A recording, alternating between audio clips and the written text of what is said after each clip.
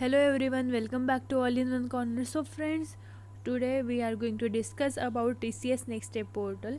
So here are the some basic menus: application form, PDF, offer letter, campus commune, track my application, etc. So this is video is for the after offer letter what to do. So I got also my offer letter.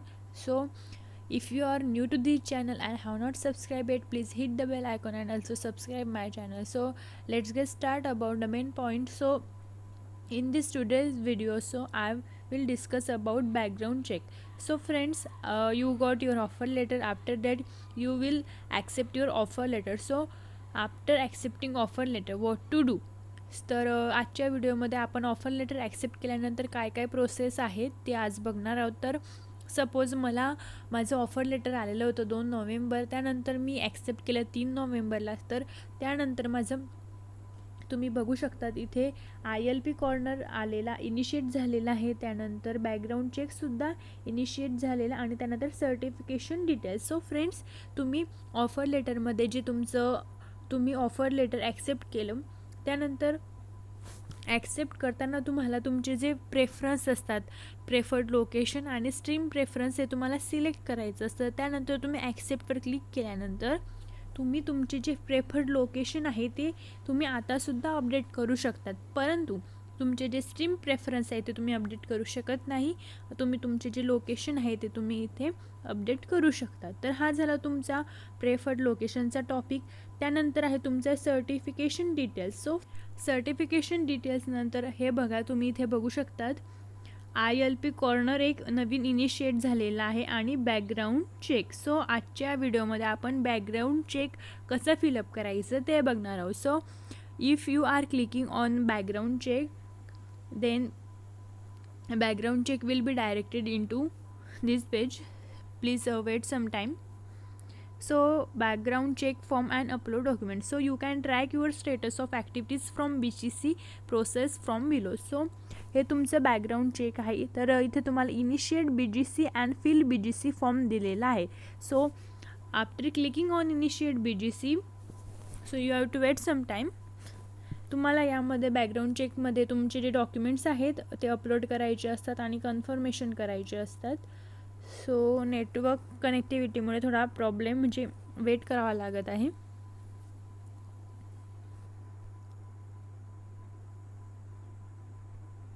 So after clicking on background check form, this form will be initiate. So यामध्ये बघा, तुम्ही बघू शकतात instructions आहे, त्यानंतर आहे basic details, academic and other details and declarations. So here are 4 steps given below. So instructions, basic details, academic and other details and declarations. So instructions आपण read केलेले आहेत.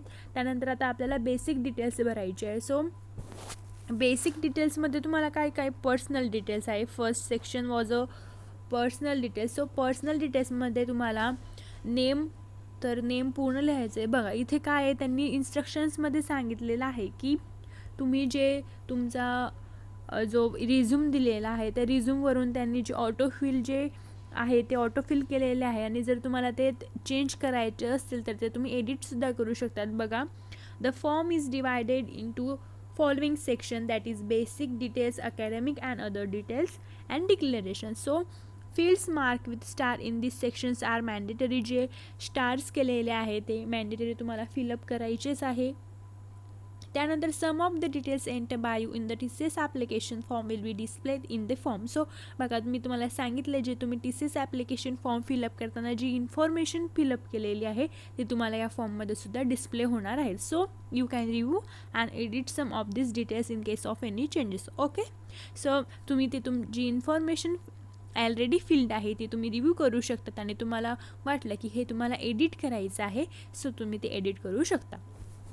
Okay, so in order to make changes in uneditable details, write us at ilp.support@tcs.com. So तुम्हाला जी information आहे, जी अनएडिटेबल information आहे आणि तुम्हाला edit करायची असल्यास तुम्ही या जो ईमेल दिलेला आहे त्या ईमेलवर तुम्ही मेल करू शकता. So after that 4th step is to save the details and navigate to the next screen. Click save and continue. So you have to save the details.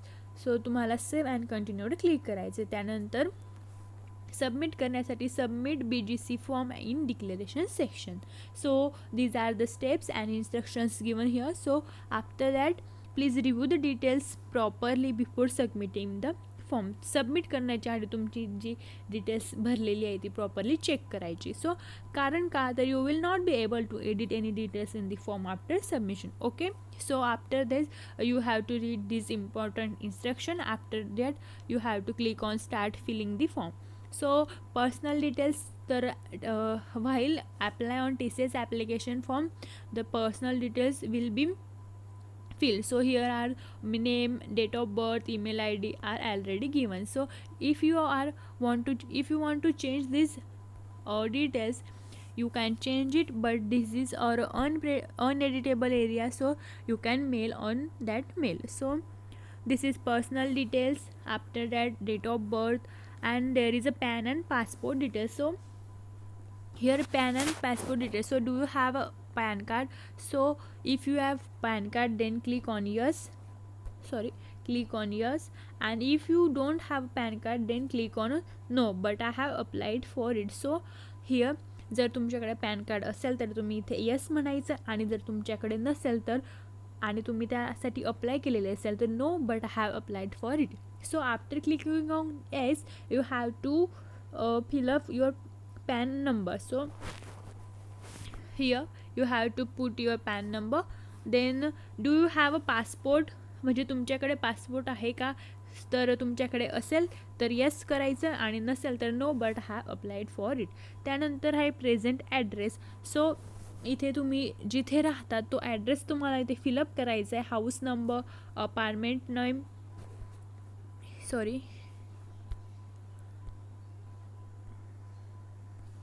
So ते तुम्हाला हाऊस नंबर, त्यानंतर road, street, त्यानंतर area, country, state, तर इथे तुम्हाला तुमचा present address fill up करायचा आहे. त्यानंतर alternate number, mobile, period of stay etcetera.